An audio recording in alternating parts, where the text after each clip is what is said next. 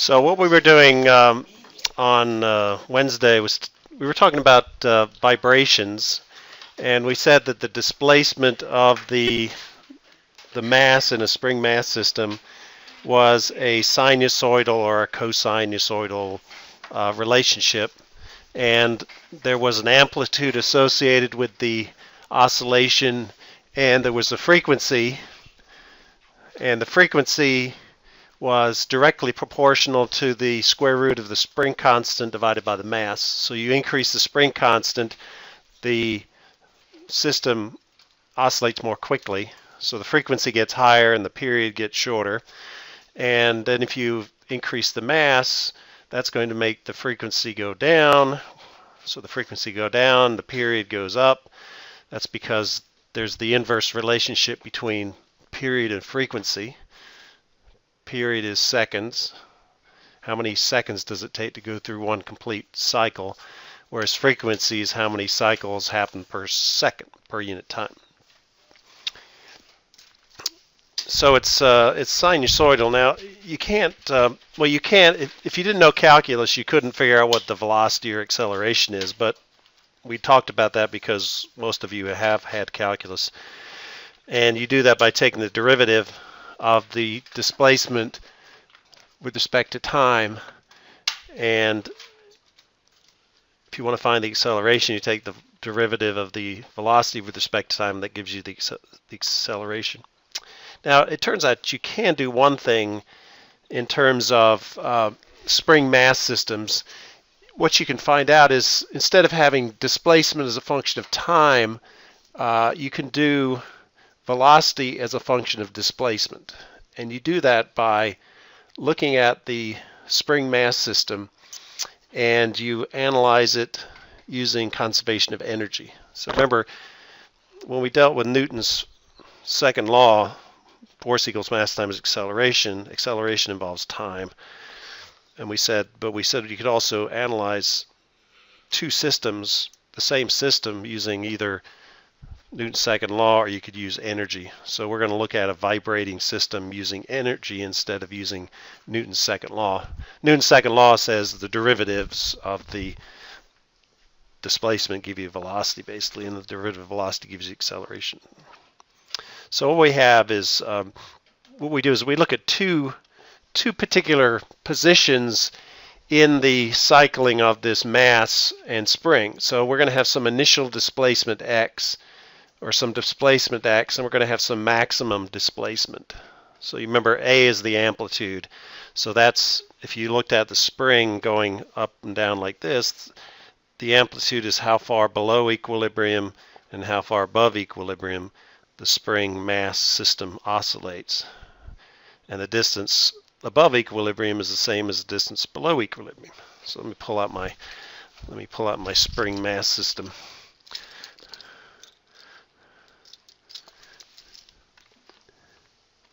Now normally you just show it horizontally so you don't have the effect of gravity, but all gravity does is move the equilibrium position. It doesn't affect the amplitude of the oscillation or the frequency of the oscillation. So I can, it's easier to do it vertically for me rather than horizontally, because if you do it horizontally you get friction, and so you can't see. It's not as easy to demonstrate. So see if I can do this without poking myself with the metal tip here. Okay, so equilibrium is right there, where the force, the restoring force of the spring is equal to the weight of the object that's hanging. We're assuming the mass of the spring is negligible.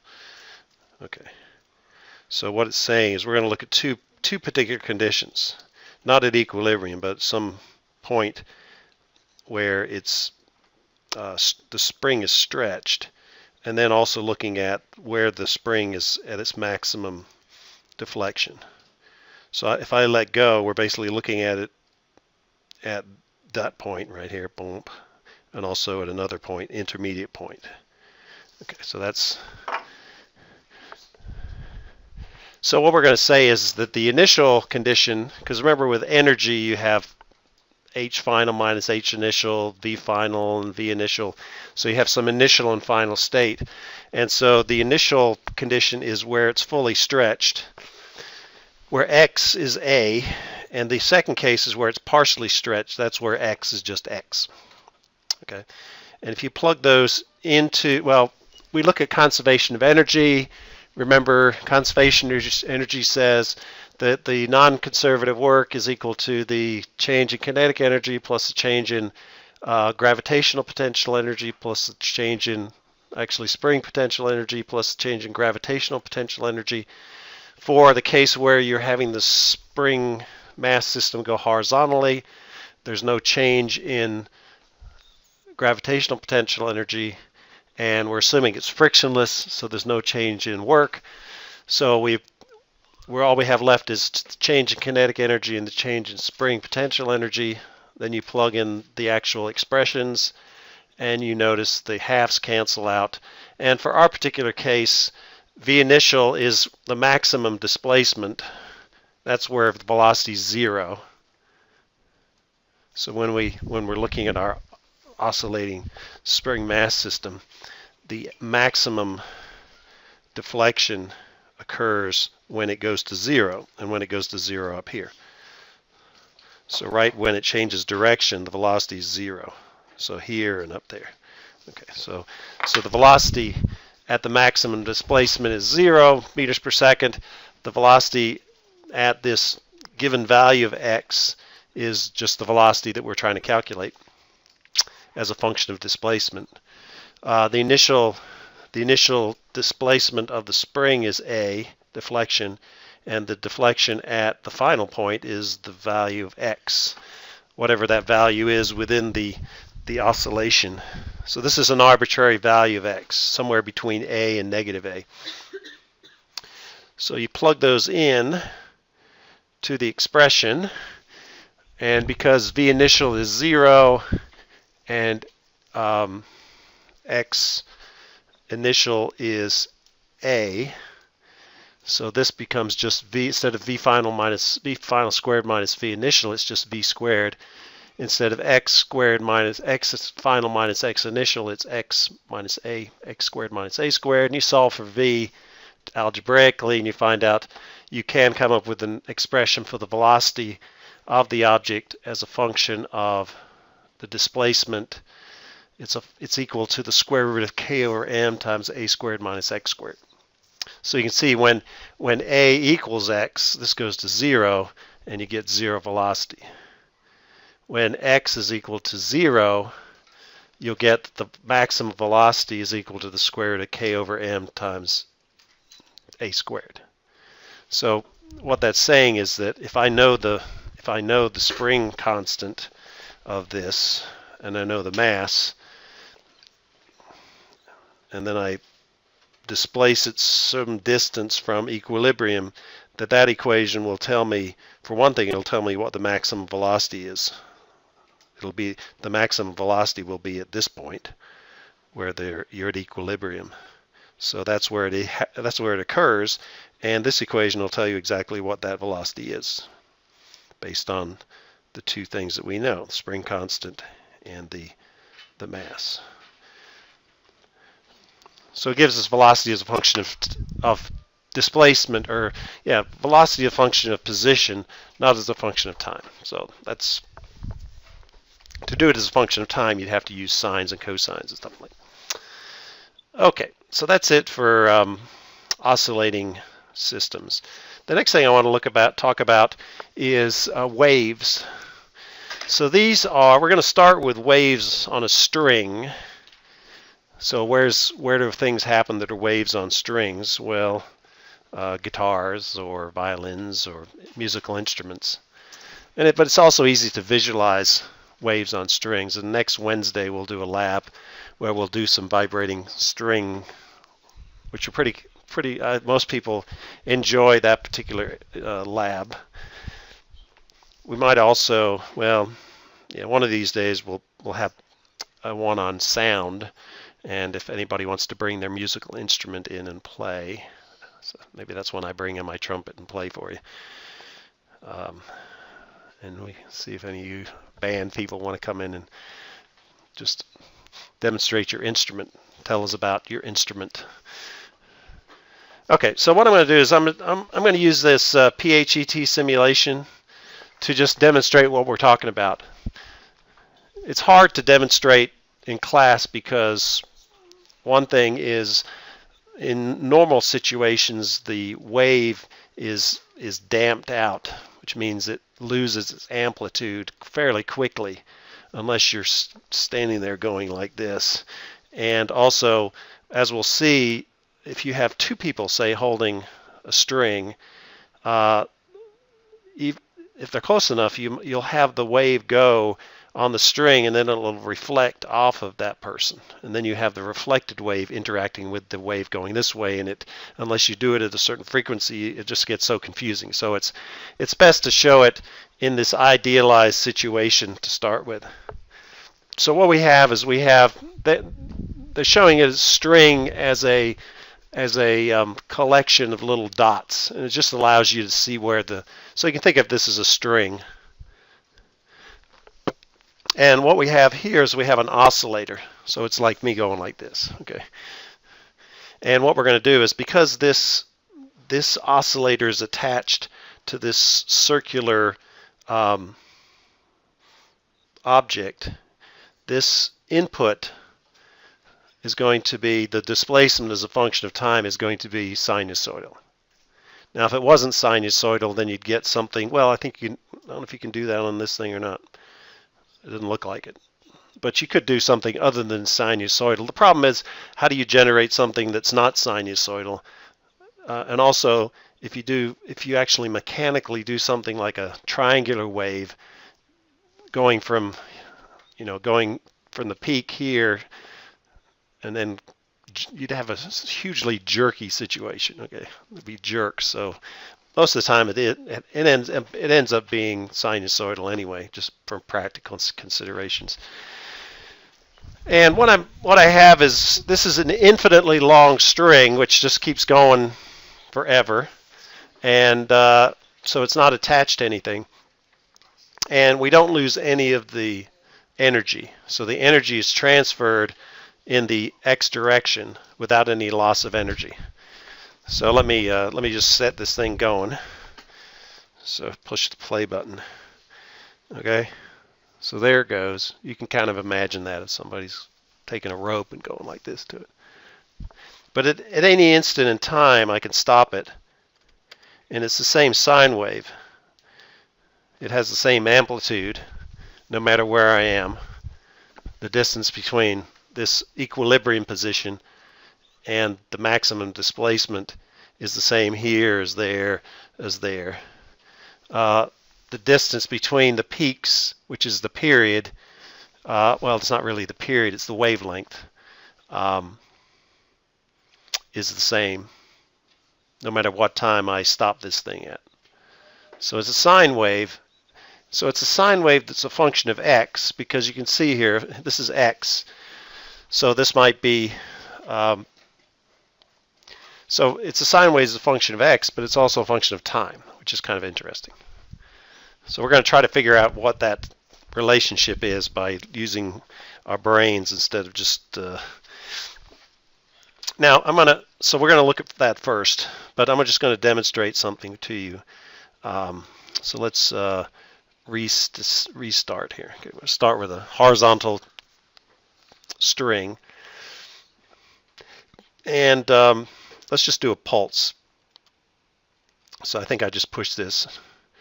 Okay, so the pulse, the energy just gets transferred along the string and goes forever in this case.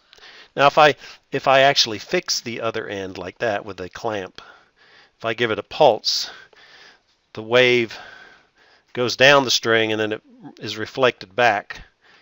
And you'll notice one thing, and again, because we're not losing any energy, the energy just keeps getting transferred from one place to the other. And so during the reflection process, it goes from an up wave to a down wave. Now, what happens if I give it another pulse? Then you have two waves going. So let's, okay. So the two waves are interacting, and again, because there's no friction involved, you get this complex interaction, but really it's just taking one sine wave, well not in this case, one wave and adding it to the other wave in time and space. The interesting thing is if you slow this down, so let's slow motion here. So there's at some point about right here, there's some point where the string is almost flat, and it's probably not exactly flat because I stopped it at the wrong time. But there's an interaction where if you took a still photograph at an instant in time, you would see just a straight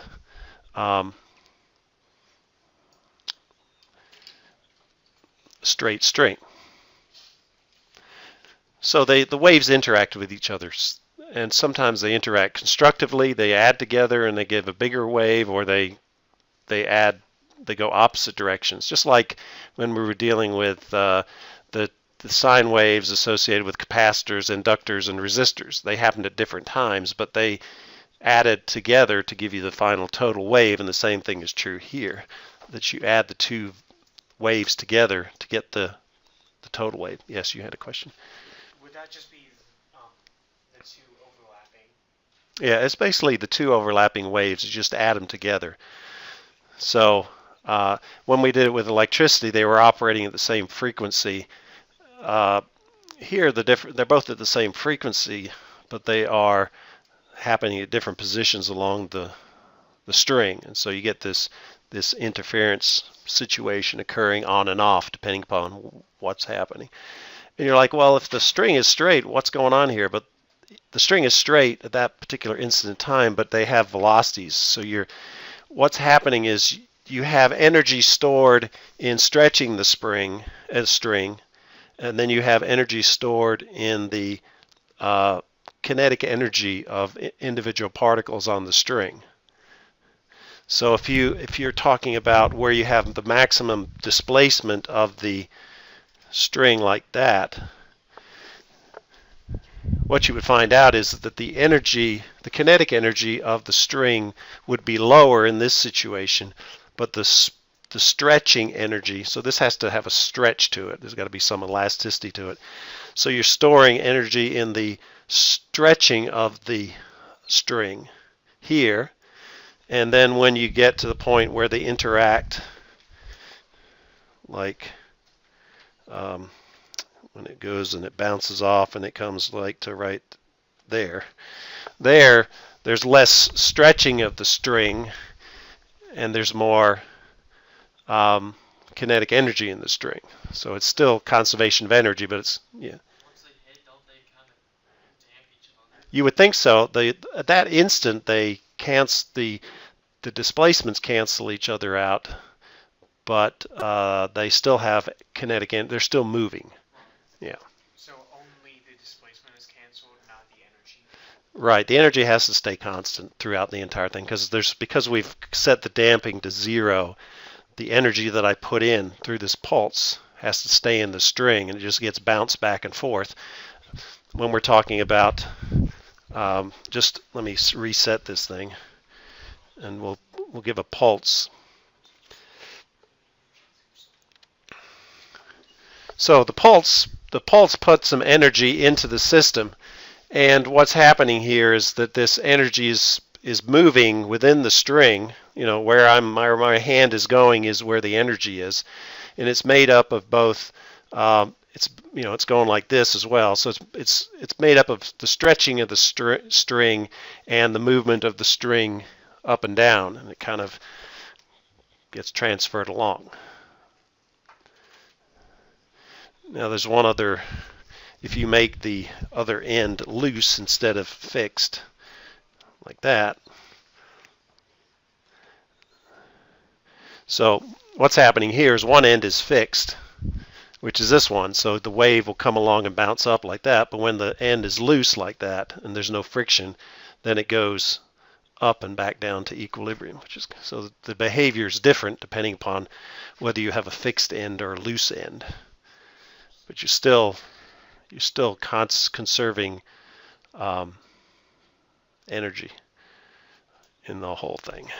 Okay, we'll come back to that in a second, but I just want to kind of give you a visual idea of what the heck is going on. So stop that for a second.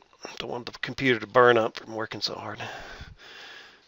Okay, so here's a wave,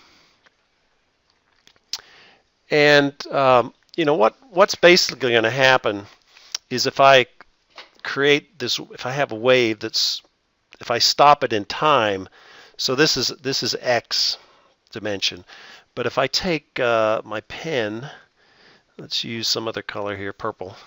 So if I just trace, it's terrible tracing. If I trace over that and then I move it like that, that's basically what's happening when I'm doing this wave along the string. It starts out, say, oscillating this way, and then it moves horizontally with respect to time. So what we're going to do is, hopefully this will work out. So let's look at it. So if I want the, what I want is the displacement y as a function of both x, so this is y, the displacement. I want it as a function of both x and t. So it's going to be some sine wave, obviously, by looking at it. It's going to have some amplitude, and it's going to be the sine or cosine of something. So we're trying to figure out what it is as a function. So what we'll do first is we'll look at it just as a function of x.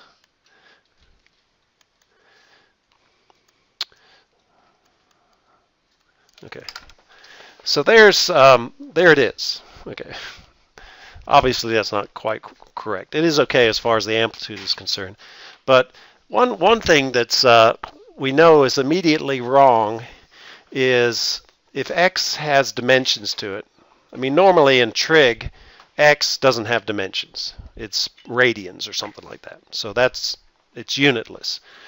So anytime you come up with something where one of the elements in the argument of a trig function is something other than unitless, you have to say, okay, well, obviously that's not going to work out because I have units of meters and I can't have any units. So I'm going to have to divide by something that has units of meters to make that work, just from a unit perspective.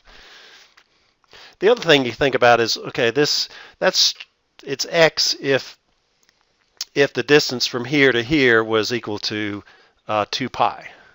But that's not what the distance is. The distance from here to here is actually the wavelength of the oscillation. So I'm going to take this thing and move it up here for a minute. So if I look at my original drawing, this distance, we'll go from, yeah, we can go from here to here. So that would be from there to there, which is from where there's 0 amplitude to 0 amplitude, going the same direction. You have 0 amplitude here, but it's decreasing. Here you have 0 amplitude, it's increasing. So that is lambda. That's the wavelength. So in terms of what I need to do with x, is what I need to say is that what else do I need to do? Okay. So so it's going to be, so what do you think wavelength is? What are the units for wavelength? Well, in this case specifically, it's 2 pi. Well, it's not actually. It's only 0.5 because I made it so it wasn't 2 pi. But it's, what are the units for it? Not what the value is. What are the units? Wavelength. Meters. Okay. Yeah. So it has to be meters. So we know just from a unit perspective, and that this thing has to be divided by lambda. Okay. Now the question is, do I multiply by 2 pi? Do I divide by 2 pi? So what we can say is when x equals 0, we need the argument. We need, we'll say ax. So there's going to be some constant in front of here, a. we need ax over lambda equal to 0. So that the sign, so this is 0, has 0 amplitude because the sign of 0 is 0. Well, that means a can be any value, so that doesn't help us any. Let's look at the other condition. Hold on just a second, my pen stopped working. Means I got to go back out here and it's got to find itself. There we go. There you are. You're safe. Okay. So the next thing you do is when x equals lambda, ax over lambda has to equal 2 pi. Because the only time to get the amplitude back to 0, I have to have the sign of 0. This sign of this has to be 0. Well, the sign of 2 pi is 0. Okay. You would put 2 pi times any whole number, right? Because it's going to repeat. Right. Yeah. When x is equal to lambda, you get lambda over lambda, and so that ratio is going to be for every oscillation. It's going to be some. It's either going to be lambda or 2 lambda or 3 lambda or 4 lambda. That's the repeating. So you can see that if I solve for a is going to be equal to, well, this is when lambda x equals lambda. So for this case, you have a times lambda over lambda is equal to 2 pi. Therefore, a equals 2 pi. Okay, so that leads us to believe that the original function, y is a function of x, is a times the sine of 2 pi times x divided by lambda. Okay, so that's my original. If I stop this thing in space, whoops, didn't mean to do that. If I stop the wave in time, I'll see as the wave is a function of displacement or function of distance from some origin is going to have to be equal to the amplitude times the sine of a 2 pi x over lambda. So when x equals lambda, which is right here, okay. So when x equals lambda, then you get 2 pi times lambda over lambda, which is 1. So you get the sine of 2 pi, which means you get back to 0. Okay, so that's the displacement part of the equation. Now the next thing is to think about, and back to pre-calculus again. So if you remember, in the first semester we talked about parent functions. You remember parent functions like y equals x squared or y equals x cubed or y equals the square root of x. It was basically the simplest form of an equation. And then you had translation and rotation, translation and stretching and reflection, okay? And there were certain things that you did to functions to cause them to translate. So this is a little review of pre-calculus again. So we're not going to use a sine function because we also did it for sine functions, but you may remember this better.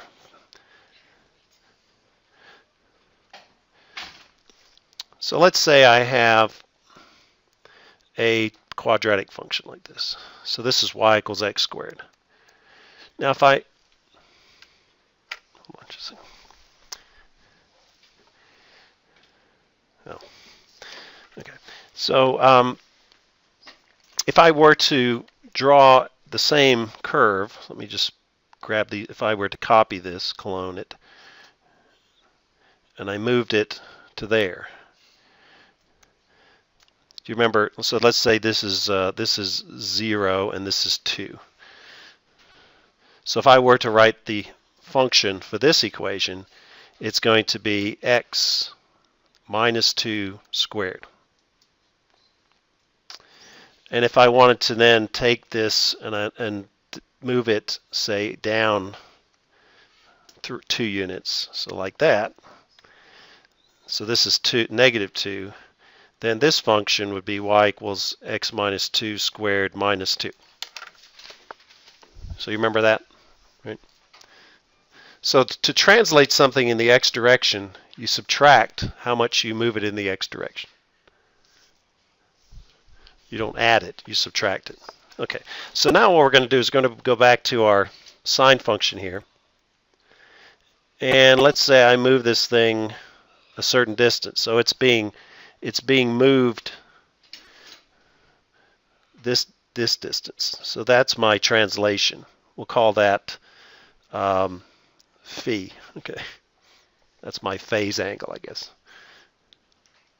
So the question is, how far is it moving? Because all I have to do to now make this equation a function of both x and y and t, I mean x and t, we're going to have the parent function, which is a sine of 2 pi x over lambda, and we're going to subtract how far it moves in a certain amount of time.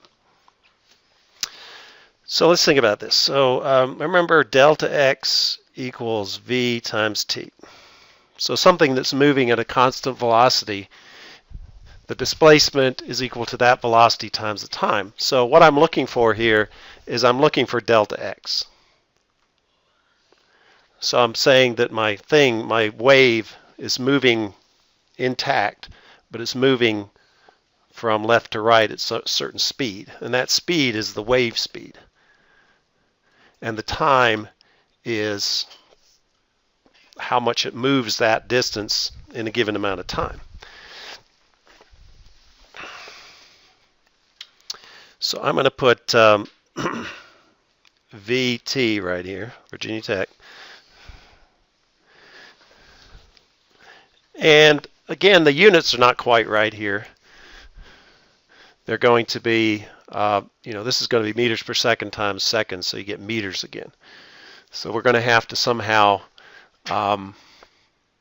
change that. Or, actually, what we can do instead, this is what we should have done in the first place. So let me, notice if we go back here to the way we did this, you took x minus whatever was the quantity squared. So we need to really take this and have it x minus vt. So we subtract this displacement of the wave because of the time factor from it. And that's it. That's the answer. Okay. That's what the wave equation looks like when you have a moving wave. You have basically a standard sine wave at some instant in time, and then it's being translated from left to right as a function of time, and it depends upon the velocity of the wave.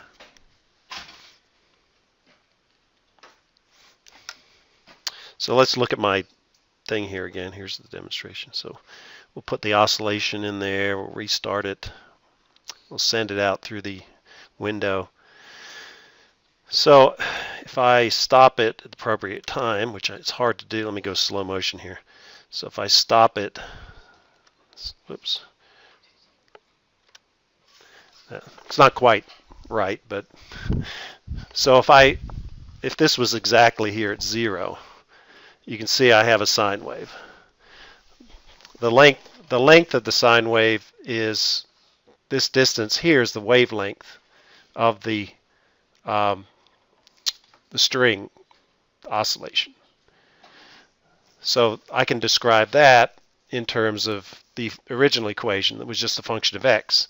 Then what happens is this whole thing's moving, being translated in the x direction as a function of time, and it's related to the velocity of the velocity of the wave.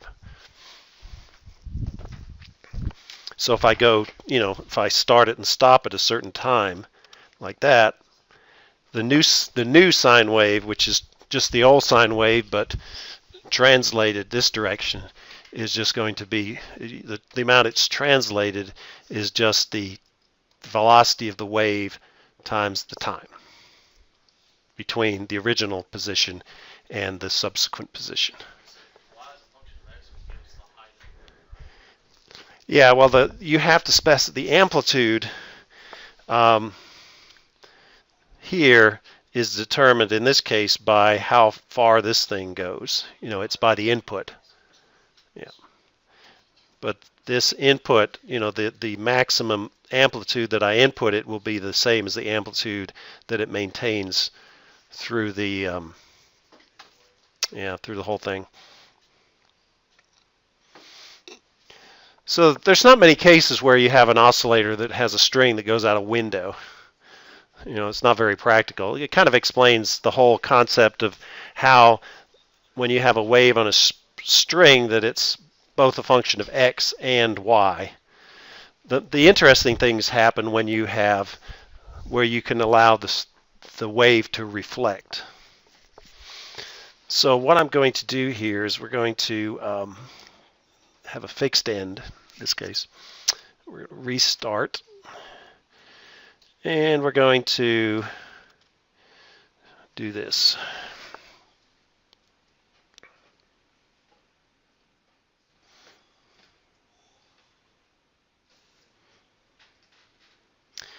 So what we're having is an interaction between the reflected waves and the waves that are being input to it. Or if you pluck a guitar string, you create a wave on that string which goes one direction. It reflects off of the bridge, say, and then it comes back, and then it reflects off of the other part of the thing, and it just keeps bouncing back and forth. And it turns out that depending upon the mass of the string and the tension in the string, that wave is going to move at different speeds, and it ends up oscillating at the frequency which we would call the harmonic frequency for that particular string. In this case, you can see it's not matching up exactly because the natural oscillating frequency of the string is different than the oscillation that's being put into the string. But I could vary the frequency and probably get a case where it actually does interact better. I'm not sure how that's going to work here, so let's see what happens. So I'm lowering frequency a little bit.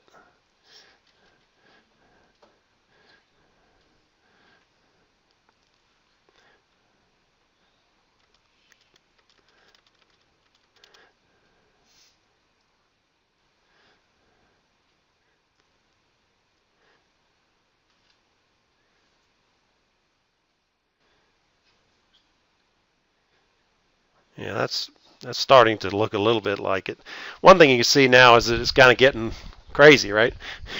There's some interaction between the input and the frequency of the string, and it's starting to have this constructive interference that's causing to oscillate more and more and more. We would say that's the what do we call that thing? I forgot the words. Anyway, so earlier it was they just weren't syncing. The frequency that I was inputting wasn't matching the frequency of the string, but in this case it seems to be having some resonance. That's the word. Okay, so there's resonance, and that's what happens with the guitar string. It's going to resonate at this. You put energy in by plucking it, but then it's going to naturally choose the frequency that causes this thing to harmonically oscillate. Okay. So let's stop this guy. So one thing we need to know is what is the wave speed on a string. So that's what we're doing next.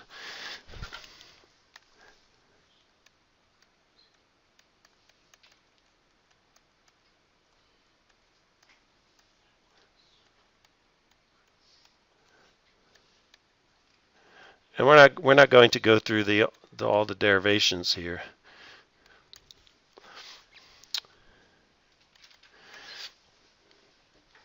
So you remember what we say? We said omega equals the square root of k over m.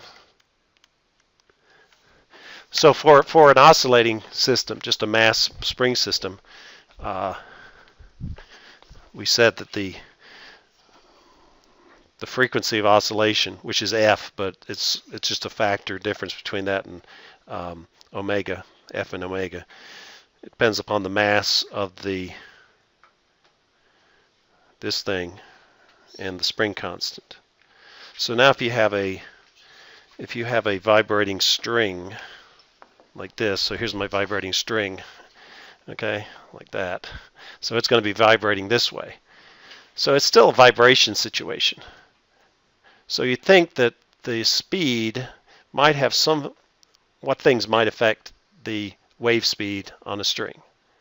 If anybody's played a guitar, so Cray, you played a guitar. So what do you do to change the pitch on a guitar string? So you tighten it or loosen it up. So that's the tension, which is kind of related to, it's kind of a springy thing, you know. The more you tighten so just from practical experience, we know that tightening the string increases the pitch. So that increased pitch probably goes along with higher wave speed. Makes sense. And the other thing, what is the other thing you do with the guitars? Huh? Well, you pluck it, but in terms of, you've got 6 strings on your guitar. What's the difference between the strings? Yeah, the thickness or the mass or weight, right? Yeah. Okay. So it turns out that the mass part of this thing relates to and in a string, it's actually the mass per unit length. So it turns out, surprisingly, without any constants or anything like that, that the wave speed is equal to the square root of F divided by, and we use this Greek symbol mu. So F is the tension, and the units are newtons. And mu is the mass per unit length. So that's kilograms per meter. And you're like, okay, you haven't convinced me yet. Okay, so let's look at the units. What are the units for velocity? Meters per second, right? Okay, so the units, I have to end up with units of meters per second, or it's not going to work. So let's do it. So you have newtons per kilogram per meter. And then we take the square root of that whole thing. So a newton is a kilogram meter per second squared divided by kilograms per meter. So we get kilograms meters per second squared. Take the reciprocal of that, you get meters per kilogram.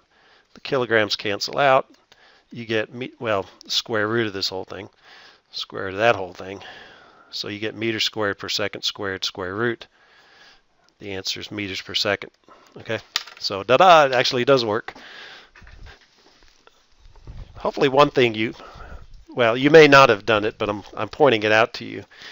You'll notice multiple times in the class today I figured things out by just dealing with units, right? So that's a lot of, just figuring stuff out sometimes involves, your personal experience.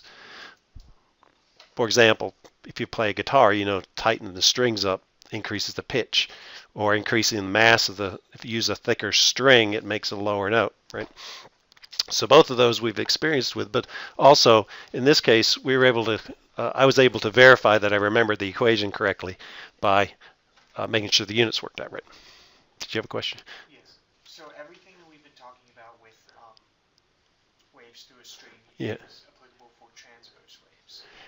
Yeah. Well, yes. Is there like a different set of equations for longitudinal? For example, the wave speed for sound waves is the speed of sound, and it turns out that there is a similar type of expression for coming up with what the speed of sound is. So if you think about what about air, because sound waves are transmitted through air, what would cause the wave to behave differently in terms of elasticity and in terms of mass? So one thing might be density, because density is going to be related to mass. So you might think the speed of sound is somehow related to the density of the air. The other, what's the other one? Like the elasticity. That one, I can't remember off the top of my head, but there is we'll get to that. When we get to that, I'll remember what it was, but I don't remember right now. So that's the wave that's the, so the question, if we have, let's say we have a wave, here's our guitar. Okay, so we're gonna take a string and we're going to restrain both ends of it, and we're going to pluck it, and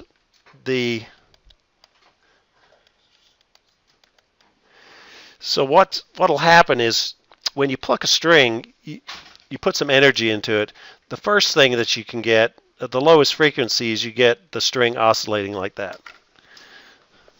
So we can actually demonstrate that with our spring here. So I'll just hold it up, and Eliza's going to pull down the middle and see what happens. Okay. Yeah. Okay. So that's your fundamental frequency. And if I take this and I stretch it more, go and pluck it now.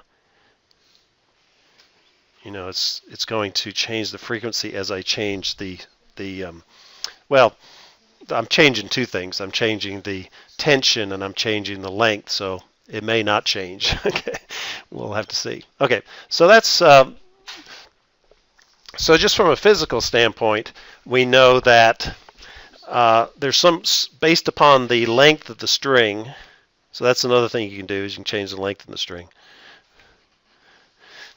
Now, when you have, and you assume that the wave is a sine wave, when you pluck it in this fundamental frequency, let me make it a little shorter here.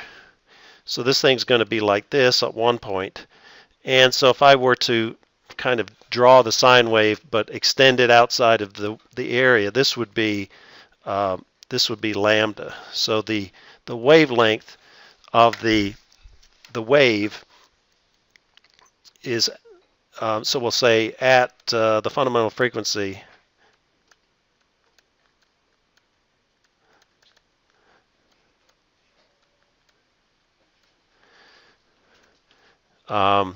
lambda, the wavelength of the wave, is equal to 2 times the length of the string.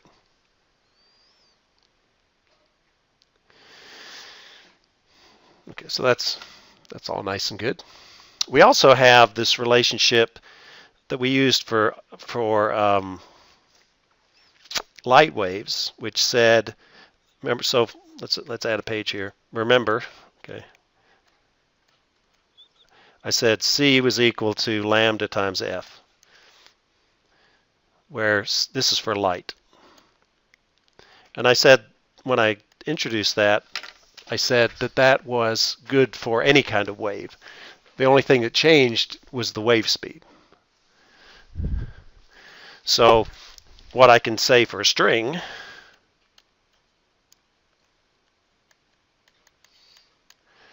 V is equal to lambda times F. So the wave speed is equal to equal to lambda times F. Here it was the speed of light. Here it's the wave speed on the string.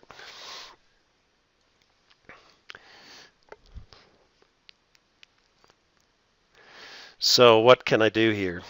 What if I solve for frequency? Frequency is equal to the velocity divided by lambda. And lambda, though, for the fundamental frequency is equal to 2L. So I could say the fundamental frequency I'll show F as frequency, 1 is the fundamental frequency. So for the fundamental frequency, you get 1 over 2L times V.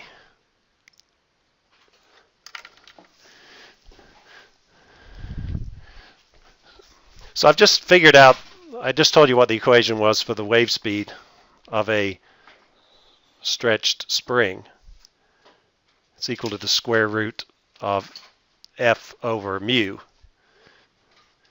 And just from a geometric standpoint, I know that the wavelength of the fundamental oscillation is going to be equal to 2 times the length of the distance between the two ends to create this wave that's not it's acting harmonically. Okay.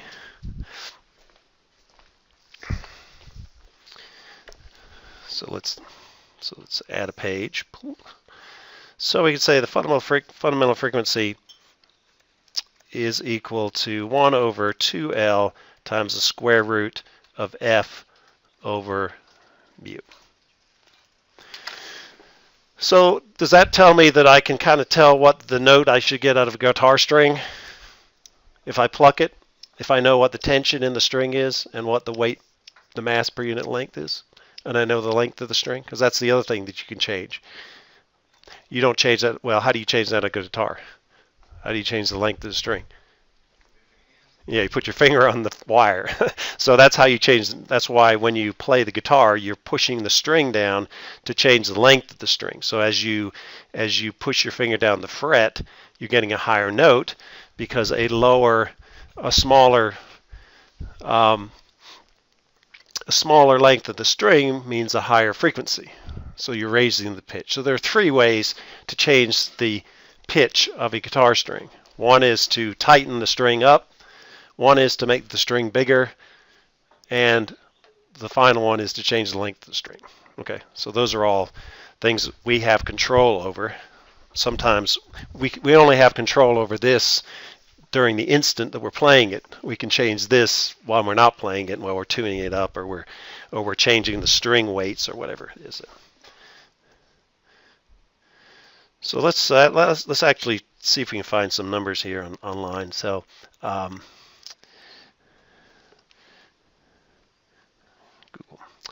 Guitar string weights. Oh, gauge chart. Let's see what it is. Oh, this is electric guitar. I don't want an electric guitar. I want an acoustic guitar.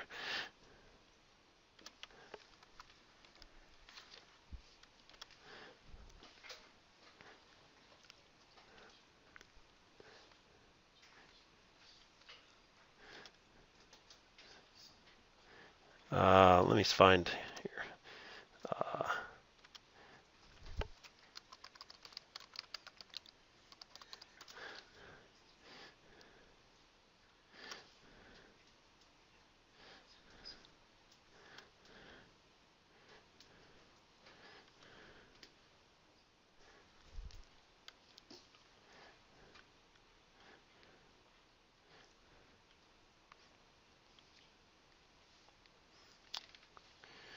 Yeah, I'm looking for it. I know I have it in some notes.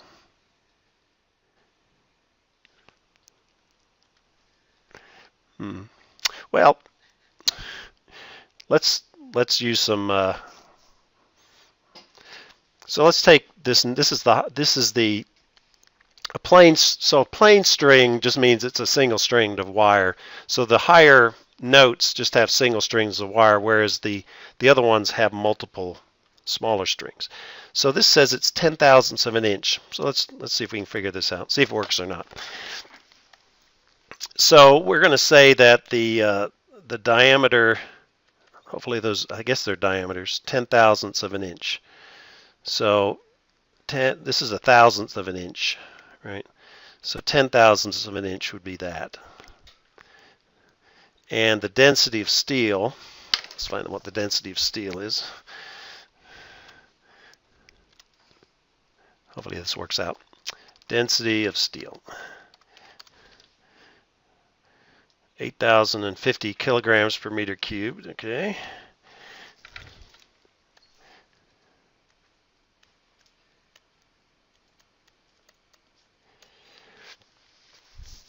So then what we have is we want to convert this to meters. So this is inches.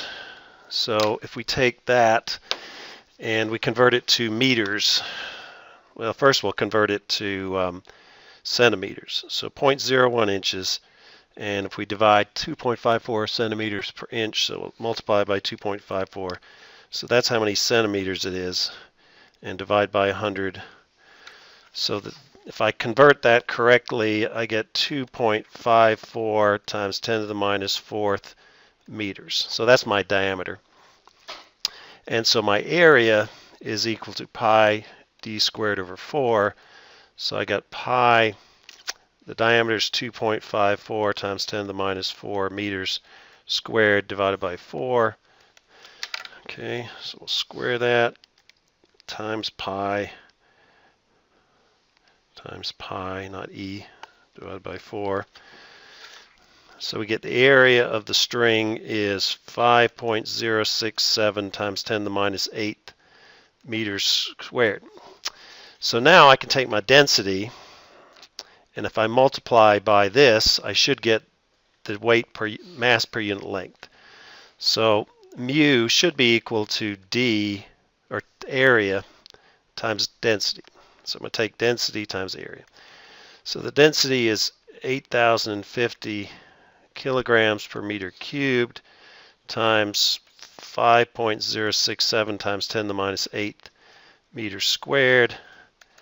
Okay, times 8,050, and I did something wrong.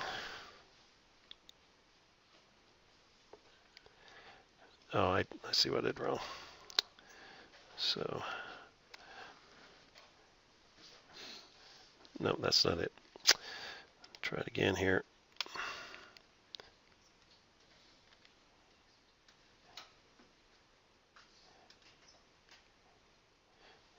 Sorry.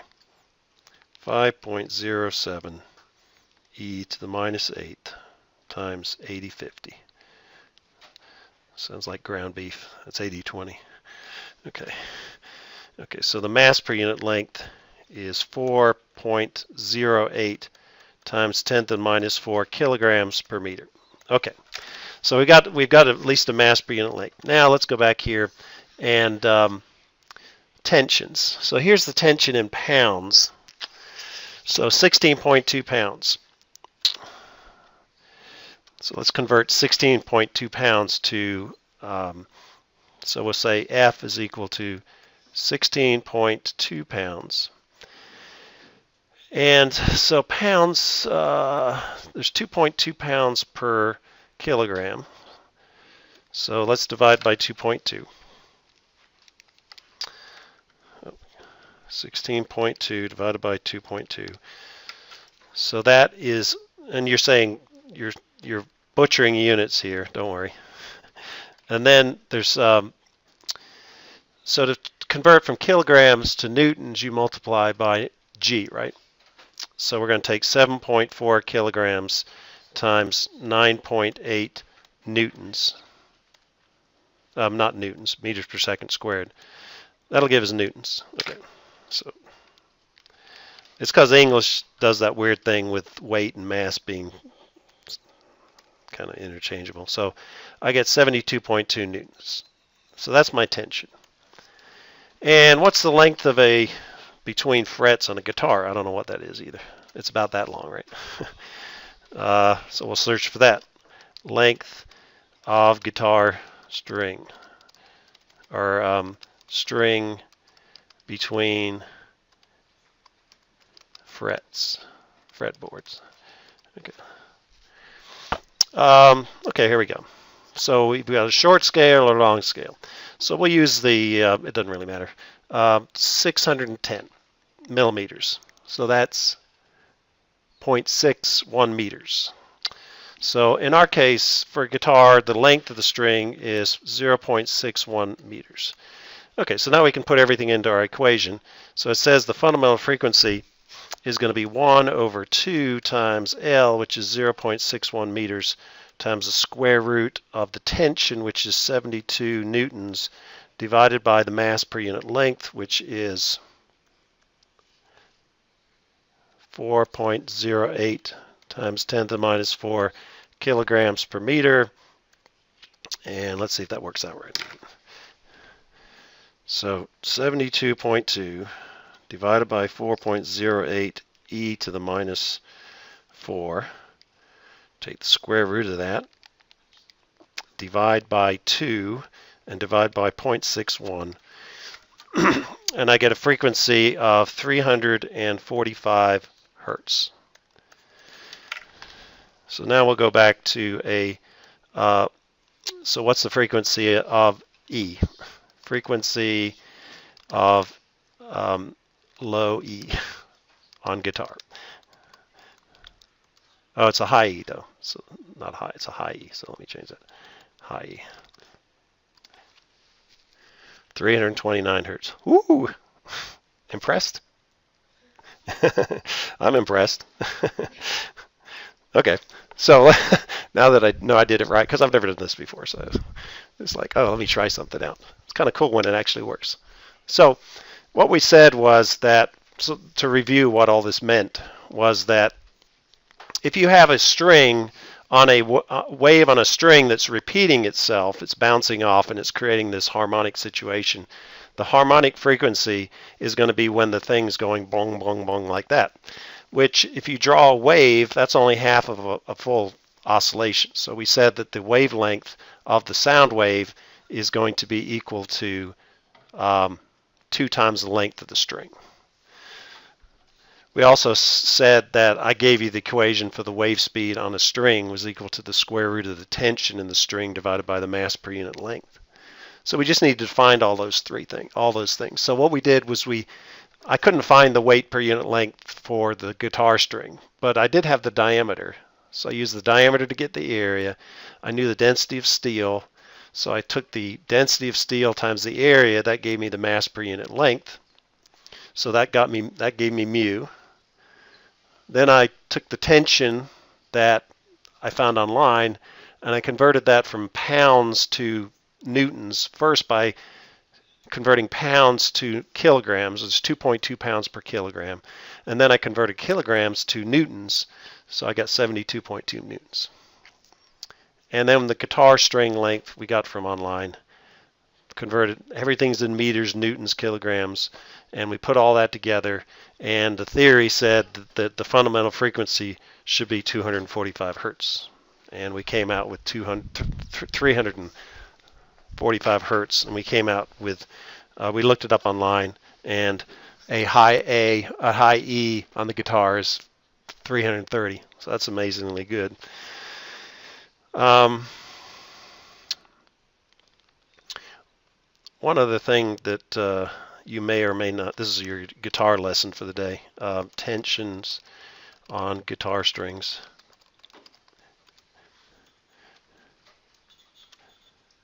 No, it's the same article, okay. We come down here.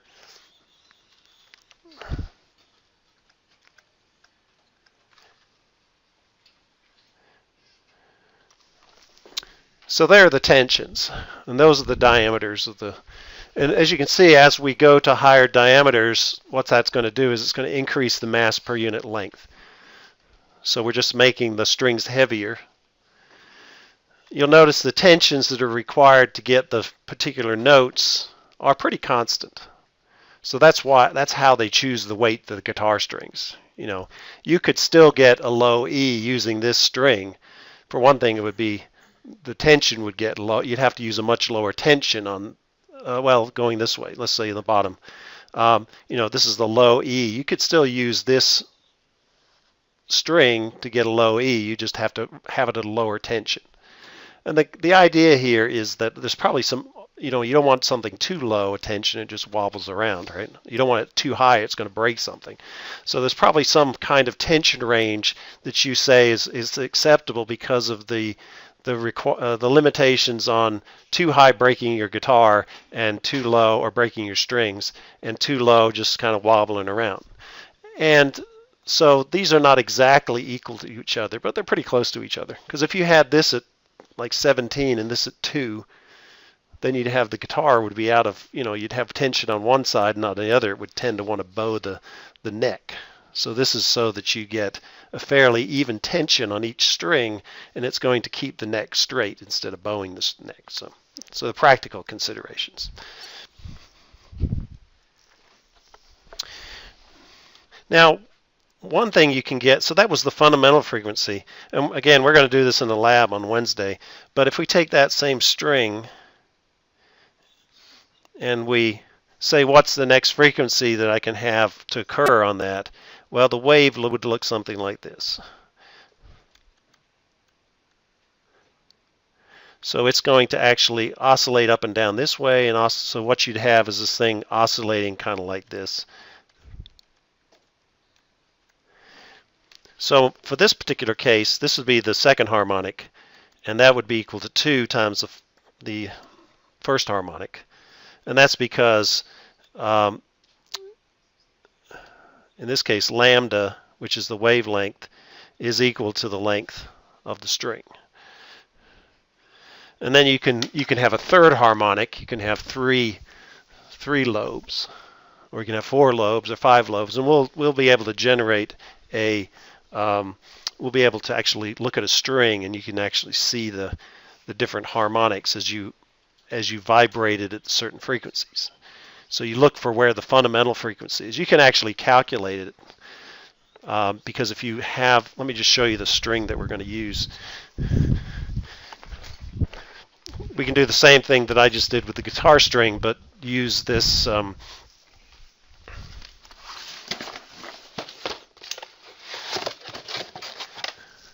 so this is a lighter string. Well, I mean, it might not be that much lighter than a guitar string, but it's it's definitely stretchier than a guitar string. So hold on to this side, okay? So don't follow me. We got to get some tension on this thing. Okay, so you can see that I can create the first harmonic like that. Whoops.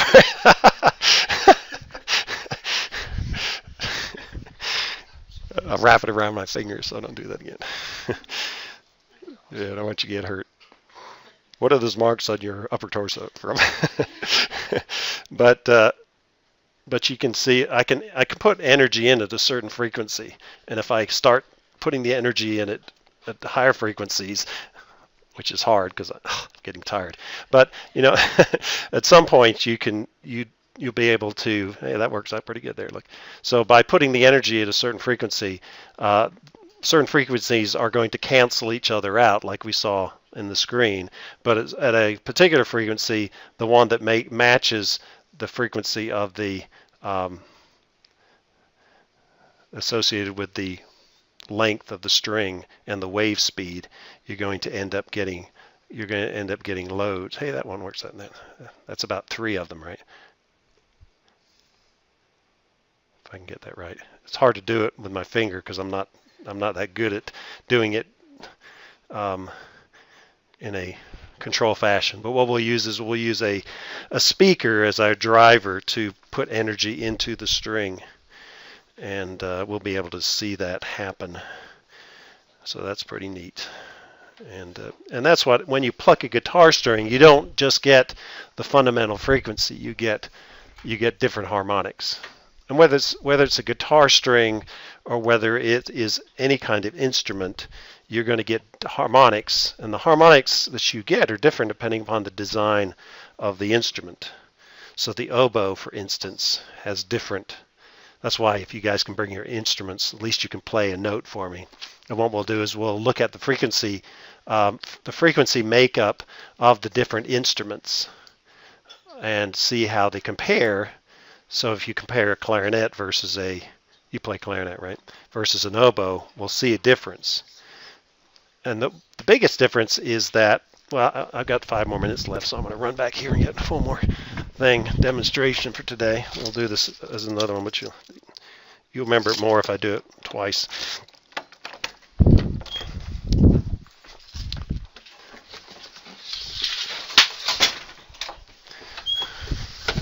So one thing we have are these, oh, that's not the one I want because it's got ends on both sides. Where is it? I can't see. Turn the light on. Here we go.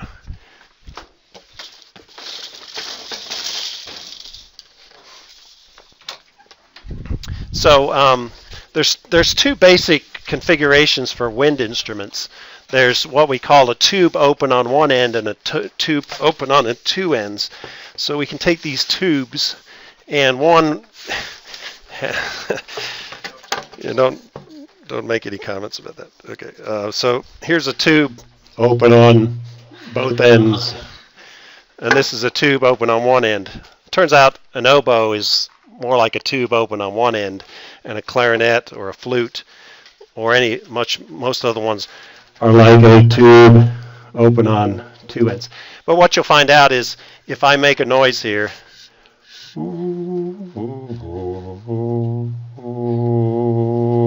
there's a certain frequency that is amplified, and that and you could find out what that frequency is.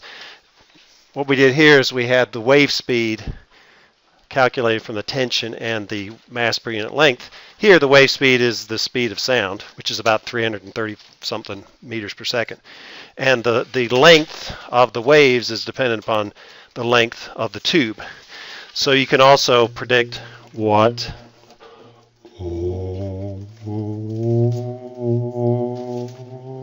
anyway, there is some fundamental frequency there, which I don't know what it is, but we could predict what it is, and then we could show how the sound is resonating, is amplified. And that's what's happening in musical instruments. You're creating a resonance inside that instrument, and so the energy is being multiplied and made louder and louder and louder and like that stuff. Okay. So as far as any homework, I'm gonna officially assign Chapter 13 homework today, so that's due next Friday. Because we're almost finished with Chapter 13 anyway. We're getting close to going on to Chapter 14.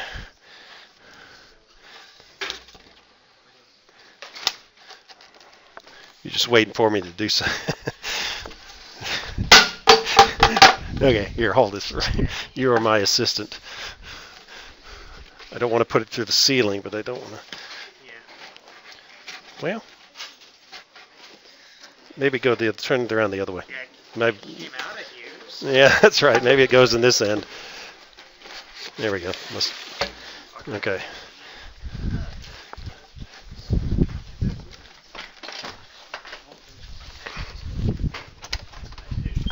Oh, I forgot to tell you once. Don't come back here for just 1 second.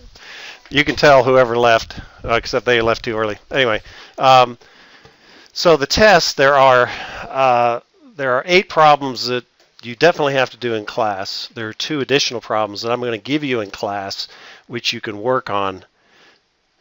But if you don't finish it, you can take home to work on them. So rather than giving you them specifically as take-homes, I'm going to give them to you in class. And the ones that I'm going to give to you in class are the impedance problem and the Kirchhoff's law problems. Now, you will get a little extra credit if you finish them in class. But so there is some motivation for you to get them done in class, but it's not going to be the end of the world if you don't get them done in class, but you get a little extra. When are we having the test? Monday. Yes. Yeah, and I sent everybody a video, so with the review on it. So it goes very much into detail about what's going to be covered. Okay, so that's it. Yes. It's your change. Oh, okay. Yeah. Yep. Thank you. Mm-hmm.